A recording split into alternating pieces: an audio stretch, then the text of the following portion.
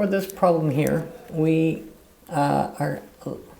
know that Riley spends 11,000, 4.8% compounded monthly.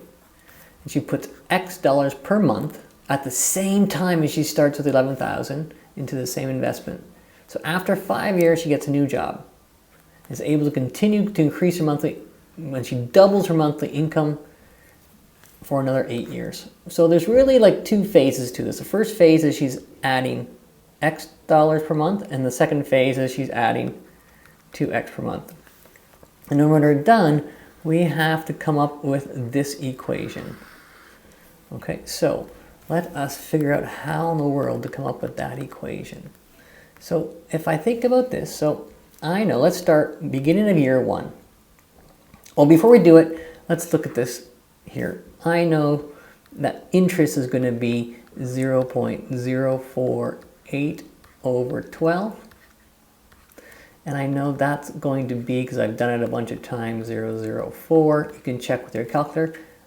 For now, let's just call it R, as opposed to me writing out these numbers all the time, and hopefully it'll clarify things. So at the beginning of month 1, Riley puts $11,000 into the investment, and at the same time she contributes X dollars per month. So plus X. This is at the beginning of the first month. Once the month has taken place, she then invests R, which means at the end of the first month, she has 11,000 R plus XR. And so with that, all right, so 11,000 R plus XR. That's the end of the first month. So start the second month now, right? She takes this 11,000 R plus XR, and the first thing she does is she adds X. That's at the beginning. At the end of the month, it gets multiplied by R. And so by the end of the second month, she has 11,000 R squared plus XR squared plus XR. And so now, beginning of the third month, she takes that 11,000 R squared plus XR squared plus XR, and she adds X more dollars. At the end of the month, she then multiplies it by the rate of insurance, which is R, and I get 11,000 R cubed plus XR cubed plus XR squared plus XR. And this continues, so on and on and on. And so now at the beginning of, we're going to go for 5 years. 5 times 12 is 60. So 60, so at the beginning of month number 60, or rather at the end of month 60, if I look at the pattern, the end of month 3, this is cubed all the way down to 1. So the end of month 60 will be 11,000 R to the 60 plus XR to the 60 plus XR to the 59th plus the very last month, the 60th month, beginning of the month she'll add X, and the end of the month it multiplies the interest. So this is at the end of month 60. Here's where the question changes, right? That's after 5 years. She gets her new job and increases her monthly contribution to double her previous for the same investment. So let's think about month number 61. So this is what she has at the end of month 60. So if I look at the beginning of 61, she starts off with all of this money in her bank account. All of this is there, XR to the 59 plus XR. And what happens at the beginning of 61 month? She adds double what she did. And at the end of the month, I multiply it by R. And then I have, that's going to be 11,000 R to the 61 plus XR to the 61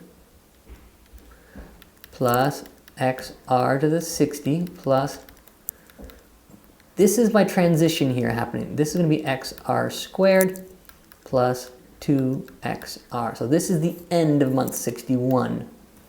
Let's keep on going to see what happens. So now 62 starts, and I have 11,000 r to the 61 plus xr to the 61 plus xr to the 60 plus all the way to xr squared plus 2xr. And what happens at the beginning of month 62? She adds 2x more because she's investing twice as much. And at the end of the month, it gets multiplied by the interest. Every term does. And so that gives me 11,000 r to the 62 plus xr to the 62 plus xr to the 61 plus all the way. Now these transition terms, it's xr cubed plus 2xr squared plus 2xr. Keeping track of this. So if I'm going to go to month 63, I'm going to go right to the end to see if you see the pattern. It's going to be 11,000 r to the 63rd plus xr to the 63rd plus xr to the 62nd plus, this is going to be xr to the 4th plus a 2xr squared, cubed, plus a 2xr squared plus a 2xr. And so what we start to notice is that these terms here on the end are growing as well. This happens for a total of 8 more years. And so 8 years is 8 times 12. And 8 times 12 is 150. That's 96 if I'm not mistaken. Let me just jot my calculator. 8 times 12. That is 96. If I do 13, so a full 13 years times 12, 13 times 12 is a 156. So I know this is my target, and this 156 is going to come from these 13 years. This 60 is talking about these first 5 years, and this 96 is talking about those 8 years here. So let's go back to our formula here. So I know at the very end, if I keep on going down, it's going to be 156 months in total. 13 years times 12. And so this is month 156. And if I use my pattern, I know it's 11,000 r to the 156 plus xr to the 156 as well, plus an xr 155 plus plus xr. These are the ones we have to think carefully about. If you think carefully about it, I know that this is going to be 97, because more importantly, I know that this one here is 96, because I know for 96 compound periods, 8 years, it was this 2x. This is 1 always, if you look at the pattern, it was 1 more. So this was 97 plus the dot all the way down to 2xr. And so if I look at this, there are really 3 parts. Here's one part. Here is another part. And then finally we have this last part here. There's 3 components. So I know if I look at this first part here, I know it's going to be this. So my R is simply, it's 11,000, 1.004, because that's what my R is, to the 156, plus, well, if I look here, I'm going to consider this as my u1. And if I'm going to use s sub n is equal to u1 to the r to the n minus 1 over r minus 1, u1 I'm going to say is xr, which we know r is 1.004 to the 97th. So this is u1 times, well, r is just going to be 1.004. And how many of these are there? From 97 to 156, it was 60 months. Because it was 5 years minus 1 over 1.004 minus 1. And then finally, the green part here, my first term, I'm going to make this my first term, which is 2x times 1.004.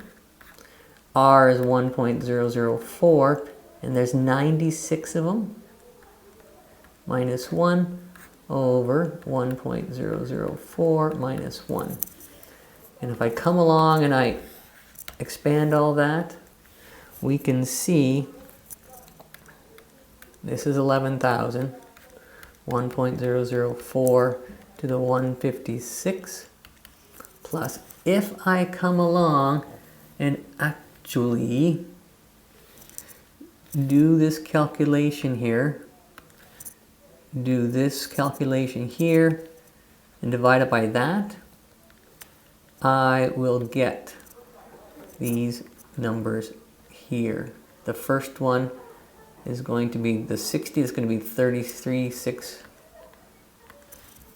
So this is going to be 368.22 times x, 1.004 to the 60 minus 1, plus, and if I do this calculation here, I end up with 502x, 1.004 to the 96 minus 1. And so this shows me that that formula is true. I've shown it. And you have to build it out. There's no shortcutting it. Don't, because you have to keep track of these exponents and so on. And then finally it says, after 13 years, the total investments contributed via the monthly installments is 3 times more than the contributions to the final installment from the initial 11,000. Determine the value in the first 5 years. Well, what that means, read it carefully. Total investments contribution via the monthly installments. So if I look at this, if I think about what this all means, I know that the monthly installments, these are the monthly installments, and this is the initial installment. So what it's saying is that the contribution of the monthly installments is 3 times more than the contribution from the initial 11,000. So the pink is not equal to this. The yellow is 3 times bigger than this. So to make them equal, I'm going to say that the pink part, which is the 11,000, 1.004 to the 156, this times 3 is equal to the 368.22 x 1.004 to the 60 minus 1 plus 502x times 1.004 to the 96 minus 1. And if I go and solve that, I will end up with 184.12. And so that is a pretty rigorous problem. The key to it though is understanding that it adds an x first, then multiplies by r. Adds an x, multiplied by r. Make sure the order that you add things is correct.